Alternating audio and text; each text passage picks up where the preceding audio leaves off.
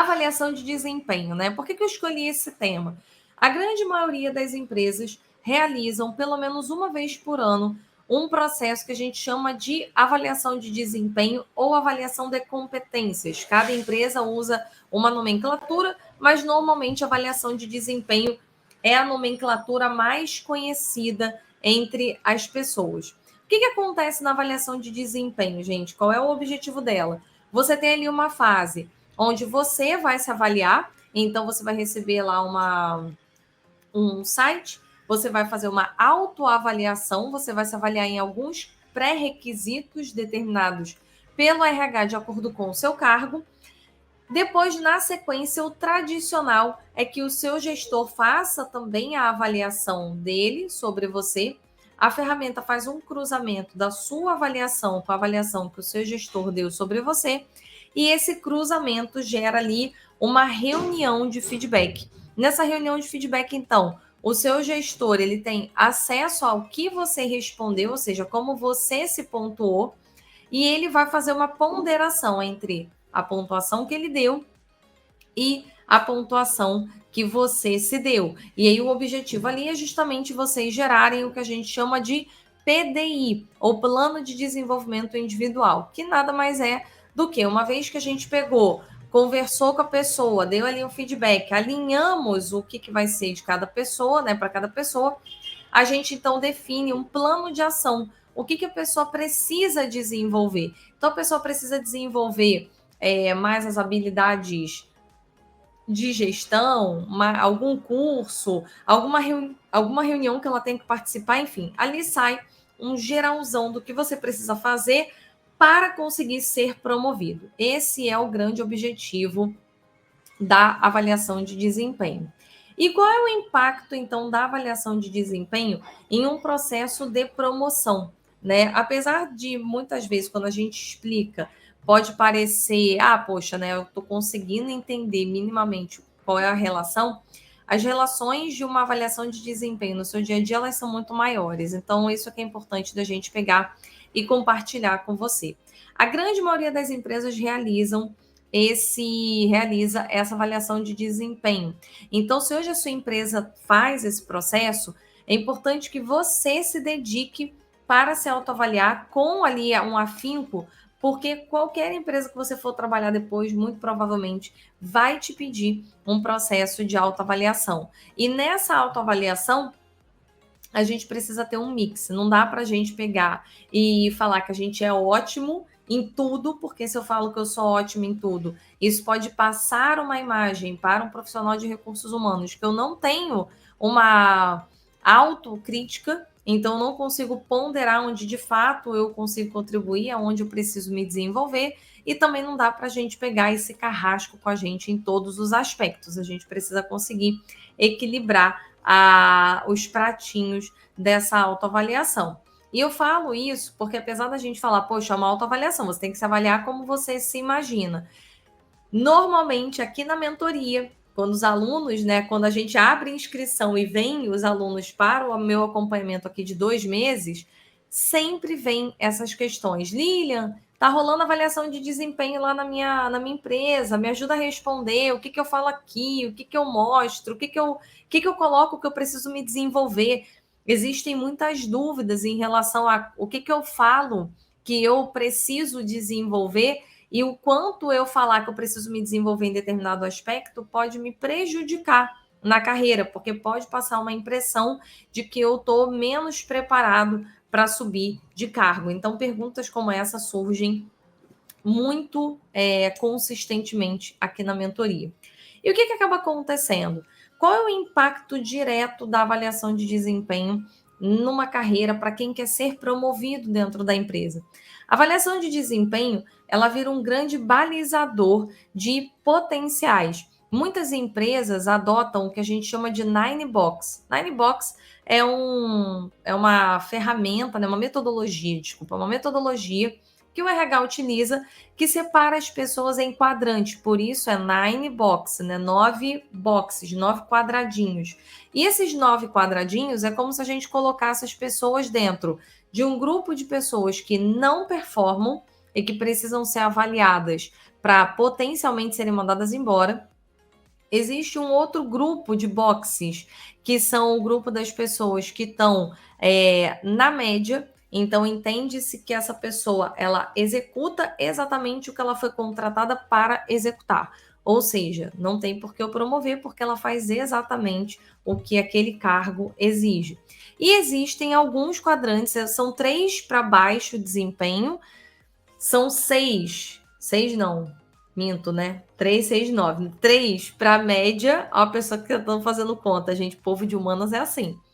Então, 3 para baixa performance, 3 para performance na média, dentro do esperado, e 3 para alta performance. Então, a gente tem 3 quadrantes que são de pessoas que a gente precisa avaliar, porque essa pessoa ela já tem potencial, ela já tem uma boa entrega, então eu preciso resolver essa situação. Ou eu vou ter que promover, ou eu vou dar algum aumento, ou eu vou entregar um novo desafio para essa pessoa, porque o que esse quadrante diz é: se a gente pegar e não, se a gente não fizer nenhum movimento para essa pessoa, a chance dela acabar pedindo demissão é muito grande. Ela vai acabar indo para um outro lugar, porque ela vai se desanimar de estar aqui, uma vez que ela não consegue ser reconhecida pelo talento, pela entrega, pelo potencial que ela tem. Então, esse é o ponto. Só que aqui vem um ponto importante para vocês entenderem. Muitas empresas adotam entre a sua autoavaliação, a avaliação do gestor e essa reunião de feedback, o que a gente chama de reunião de calibração. Então, o que é essa reunião de calibração, gente? A gente tem lá uma fase do processo que você vai receber o seu login, vai acessar e vai se autoavaliar. Em paralelo, o seu gestor também vai receber um login para ele avaliar a equipe dele. E entre essas duas avaliações e a reunião que você vai ter para a construção do PDI, para a construção do plano de desenvolvimento individual, vai ter ali um intervalo que muitas empresas adotam, chamado de reuniões de calibração. E o que é essa reunião de calibração? É uma reunião que o RH tem com as diretorias ou com os gerentes, depende de cada empresa. Algumas chamam os gestores, os gerentes da empresa, outros chamam o diretor. E esse gerente ou diretor, nessa reunião, ele vai olhar esse Nine Box com o nome de todo mundo da equipe dele plotado nessa grade, nesse gradil. Então, ele vai conseguir ver exatamente os nomes e aonde essas pessoas estão dentro do Nine Box. Quem está abaixo do desempenho, quem está na mediana e quem está acima. E aqui é um ponto importante para você entender e refletir sobre a sua carreira. O que é muito comum de acontecer? Muitas vezes eu tenho um gestor que quer ser mais apaziguador, mais relacional. Não é uma pessoa que quer causar conflitos na equipe. E essa pessoa tem uma tendência, muitas vezes, a botar uma avaliação de desempenho de todo mundo lá para cima. Só que quando ele chega na reunião de calibração, isso fica muito evidente, porque todos os nomes estão plotados como alto desempenho. E essa reunião de calibração, ela é uma reunião para justamente adequar as pessoas, para fazer uma análise de: será que as pessoas realmente merecem estar ali? Ou elas deveriam estar em outro quadrante? Então, aqui começa uma movimentação dentro da avaliação de desempenho, que é: o gestor pode ter mapeado, o diretor pode ter pontuado você como uma pessoa incrível, mas na hora que ele olha a equipe como um todo, ele precisa comportar os funcionários, colocar esses funcionários dentro de uma escala comparativa. Isso quando a gente tem a reunião de calibração. Qual o lado positivo da reunião de calibração? Muitas vezes a avaliação de desempenho ela é mal conduzida por gestores que não querem criar conflito com a equipe e avaliam todo mundo bem. E a avaliação, essa reunião de calibração, ela ajuda a realmente pensar quem são os colaboradores que são alta performance para quem não é. E para isso é essencial que você consiga ter um discurso de resultado muito forte. E esse, para mim, é o principal ponto quando a gente olha para avaliação de desempenho. Quando eu tenho essa reunião de calibração e eu não tenho parâmetros adequados para analisar as pessoas, eu posso correr o risco, enquanto colaborador, de me posicionar abaixo da minha performance, porque numa análise comparativa, o meu gerente, o meu diretor, não consegue ter clareza do quanto eu gerei de resultado para aquele lugar. Então, o que acaba acontecendo aqui? Em muitos momentos, essa avaliação de calibração, ela é, para mim, importantíssima, porque ela traz, evidencia as pessoas que não querem se posicionar, que querem ficar em cima do muro, que nem no Big Brother, quando você vota em alguém que você sabe que não vai receber voto nenhum, para não ficar mal com quem vai receber mais voto, é a mesma coisa. Muitos gerentes vão lá e avaliam todo mundo muito bem para não pegar mal. Só que, por outro lado, quando ele avalia todo mundo bem, eu perco esse potencial de analisar quem realmente precisa receber algum tipo de reconhecimento. Então, a reunião de calibração, ela é muito boa por esse aspecto. Só que qual é o grande ponto? Se eu não consigo, na minha autoavaliação, mostrar evidências e fatos sobre as minhas pontuações e a minha contribuição, na hora que ele faz a reunião de calibração, pode ser que o seu gestor não tenha clareza do quanto você contribui e te posiciona baixo. E o que acaba acontecendo? Se ele te posiciona dentro da média, ele não é estimulado por um profissional de RH a fazer nenhum tipo de movimentação, seja de promoção, seja de algum tipo de entrega de bônus para você, porque entende que você está fazendo um trabalho na média. Então, aqui é o ponto principal para você refletir. O quanto você hoje está usando a avaliação de desempenho para evidenciar episódios, situações, entregas que realmente ressaltem para facilitar o seu processo na reunião de calibração. E as empresas que não têm reunião de calibração, muitas vezes essa avaliação de desempenho, ela é feita, mas ela não é desdobrada em nenhum tipo de reconhecimento. Por quê?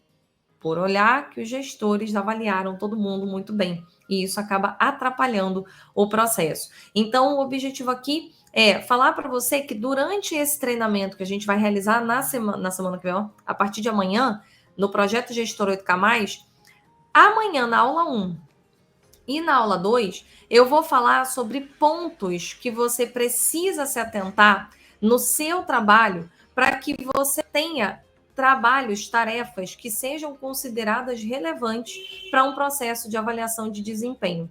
E na aula 3 e na aula 4, eu vou mostrar para você como você mostra esse trabalho antes da avaliação de desempenho. Porque se você esperar só por esse momento, que acontece normalmente uma vez por ano, você está perdendo a oportunidade de conseguir algum tipo de movimentação antes desse processo acontecer. A empresa faz esse processo uma vez por ano, mas as promoções, os reconhecimentos, eles acontecem ao longo do ano. Então, estrategicamente, o que a gente vai falar ao longo das aulas é como que você pega todo esse conteúdo de entrega, refina as suas atividades, usa as suas atividades de uma forma estratégica e consegue mostrar isso para que lá na avaliação de desempenho você não tenha que surpreender o seu diretor ou o seu gerente e que antes disso você já crie um movimento de promoção. Por isso é muito importante que vocês estejam ao vivo comigo, porque assim como a gente vai fazer agora, eu vou tirar dúvidas de vocês, a gente vai fazer isso também ao longo desse treinamento. O treinamento vai acontecer às 8h20 da noite e eu recomendo que você esteja no grupo de WhatsApp para você ser notificado na hora que a gente estiver ao vivo, tá bom? Bom, gente, esse é o conteúdo do No Divã com RH, falando para vocês hoje de avaliação de desempenho, como que ela pode colaborar, e nos vemos então no próximo Divã, que vai acontecer ao longo da semana, ao meio-dia, tá bom? Nos vemos no próximo Divã com RH.